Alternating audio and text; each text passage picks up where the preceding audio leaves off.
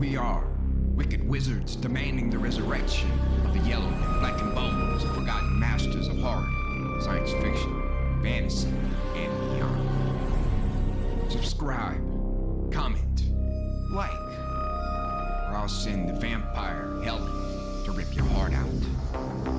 Writers, poets, songwriters, reach out to us if you want to be part of our growing pile of bones. Writing, ghostwriting services on Upwork and Fiverr. We've had a 98% successful completion rate for projects. Contact links below. Children of Horror, Legion of Ghouls. The Presence by the Fire by H.G. Wells. It never occurred to Reed that his wife lay dying until the very last day of her illness. He was a man of singularly healthy disposition, averse on principle to painful thoughts. And I doubt if in the whole of his married life, his mind had dwelt for 5 minutes together on the possibility of his losing her. They were both young and intimate companions, such companions as many desire to be and few become. And perhaps it was her sense of the value of this rare companionship that made her, when first her health declined, run many an avoidable risk rather than leave him to go his way alone. He was sorry that she was ill, sorry she should suffer, and he missed her as she lay upstairs in 1,000 ways.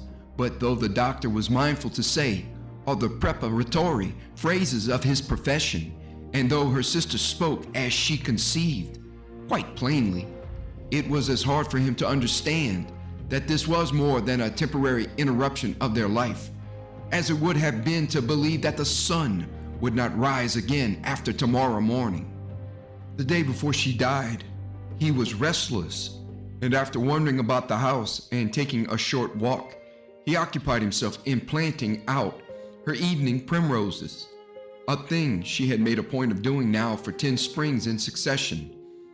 The garden she had always tended, he said, should not seem neglected when she came down again. He had rather his own work got in arrears than that this should happen.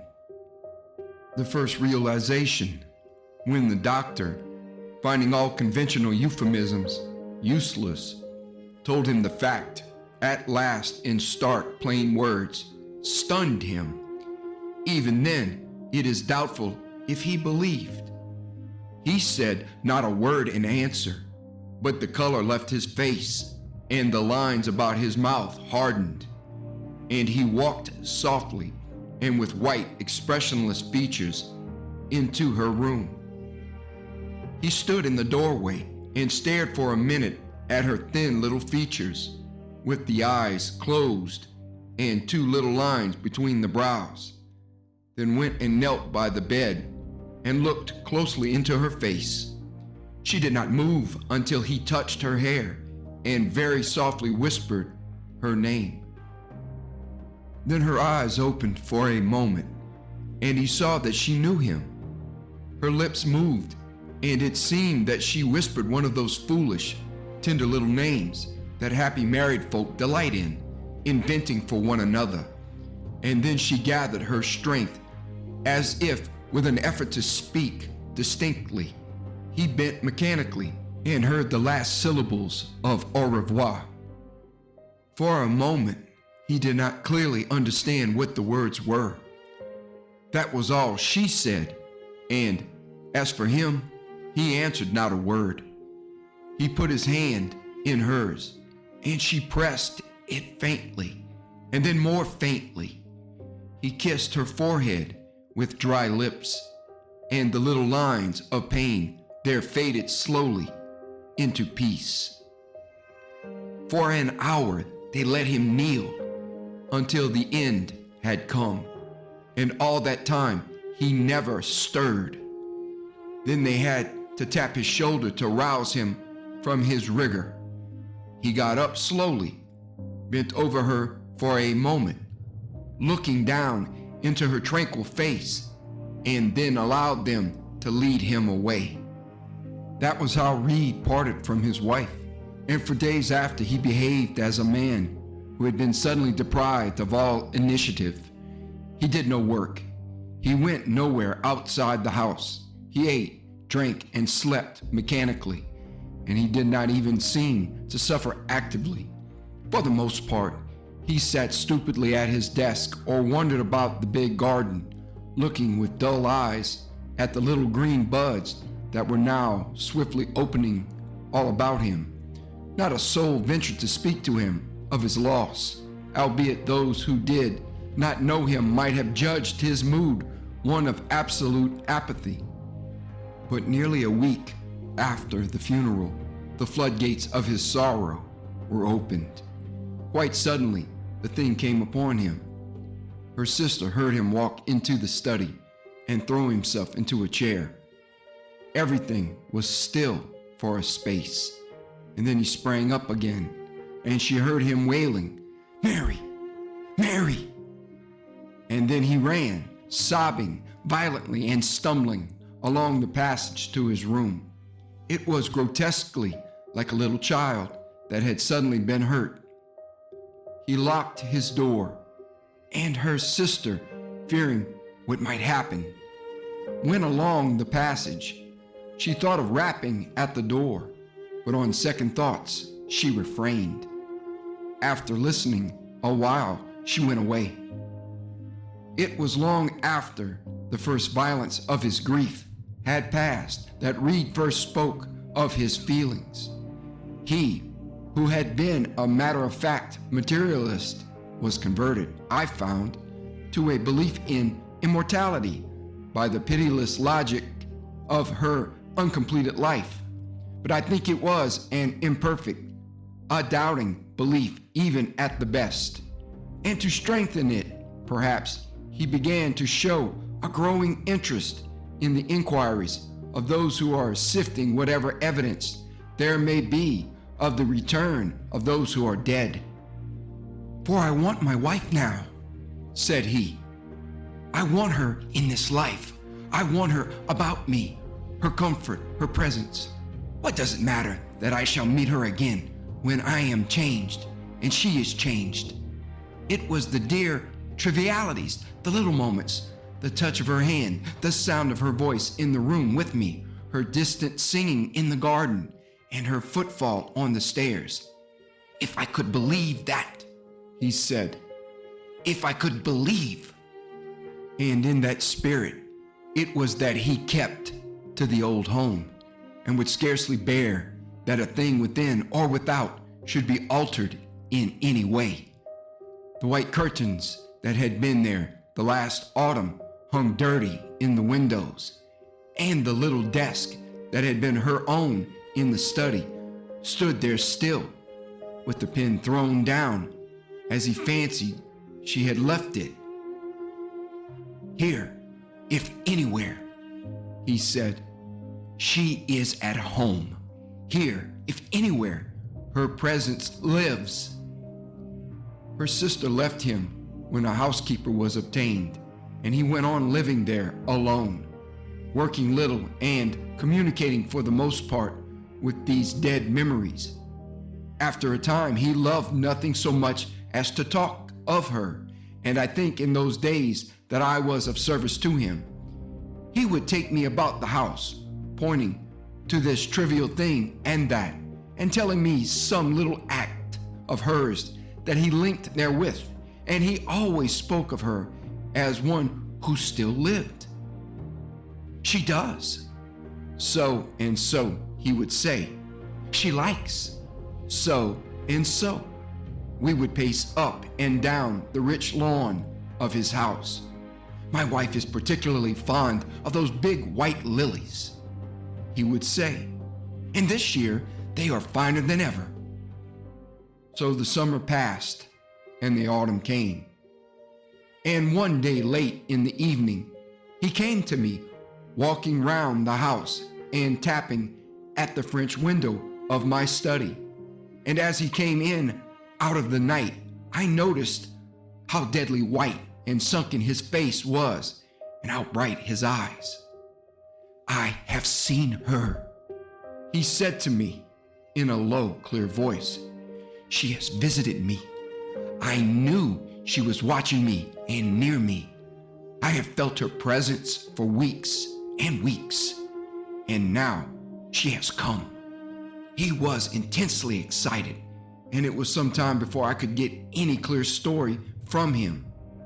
He had been sitting by the fire in his study, musing, no doubt, going over for the 100th time, day by day, and almost hour by hour, as he was wont to do, one of the summer holidays they had spent together. He was staring, he said, into the glowing coals, and almost imperceptibly it was that there grew upon him the persuasion that he was not alone.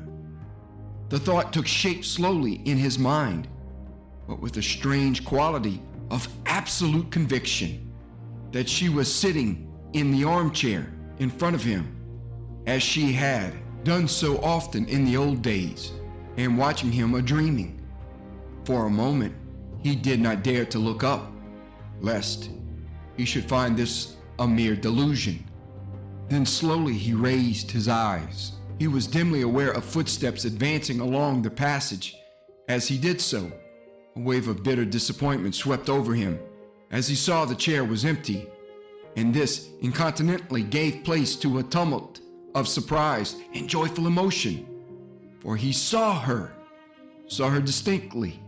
She was standing behind the chair, leaning over the back of it and smiling the tender smile he knew so well. So, in her life, she had stood many a time and listened to him, smiling gently. The firelight played upon her face. "I saw her as plainly as I see you," he said. "I saw the smile in her eyes, and my heart leapt out to her." For a moment, he was motionless, entranced, and with an instantaneous appreciation of the transitoriness of this appearance. Then suddenly the door opened, the shadows in the room rushed headlong, and the housemaid came in with his lamp lit and without the shade, a dazzling glare of naked flame. The yellow light splashed over the room and brought out everything clear and vivid. By mere reflex action, he turned his head at the sound of the door handle and forthwith turned it back again. But the face he had longed for so patiently had vanished with the shadows before the light. Everything was abruptly plain and material.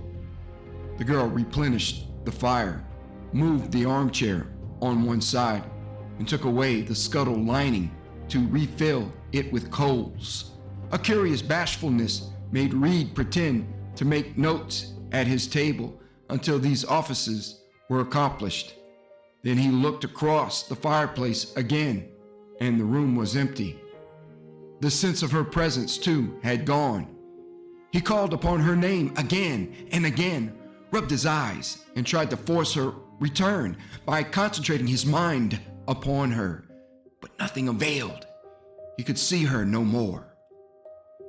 He allowed me to cross-examine him in the most detailed way upon this story. His manner was so sane, so convincing, and his honesty so indisputable that I went to bed that night with my beliefs and disbeliefs greatly shaken. Hitherto, I had doubted every ghost story I had heard, but here at last was one of a different quality.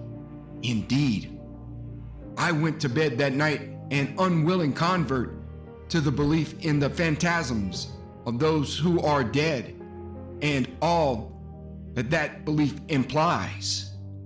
My faith in Reed was confirmed by the fact that from late August, when this happened, until December, he did not see the apparition again.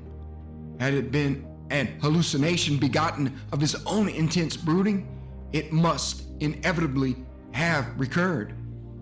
But it was presently to be proved beyond all question that the thing he saw was an exterior presence. Night after night, he sat in his study, longing for the repetition of that strange experience. And at last, after many nights, he saw her. for the second time. It was earlier in the evening, but with the shorter winter days, the room was already dark. Once more he looked into his study fire, and once more that fire glowed redly. Then there came the same sense of her presence, the same hesitation before he raised his eyes. But this time, he looked over the chair at once and saw her without any flash of disappointment. At the instant, he felt not the faintest suspicion that his senses deceived him. For a moment, he was dumb.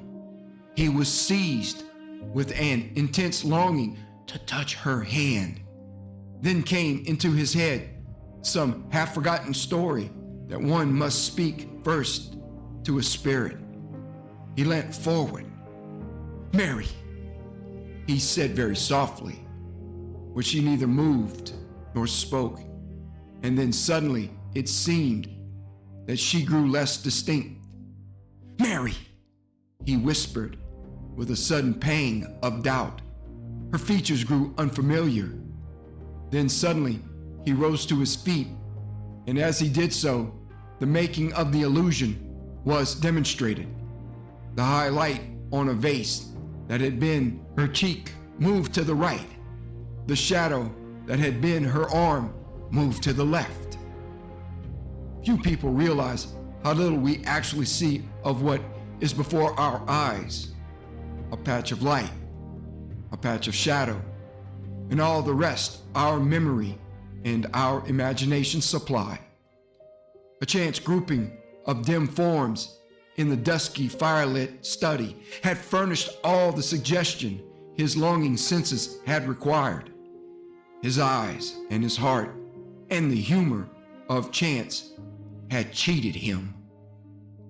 He stood there staring. For a moment, the disintegration of the figure filled him with a sense of grotesque horror and dismay. For a moment, it seemed beyond the sanity of things. Then, as he realized the deception his senses had contrived, he sat down again, put his elbows on the table, and buried his face in his hands. About 10, he came and told me. He told me in a clear, hard voice, without a touch of emotion, recording a remarkable fact. "As I told you the other thing, it is only right that I should tell you this," he said. Then he sat silently for a space.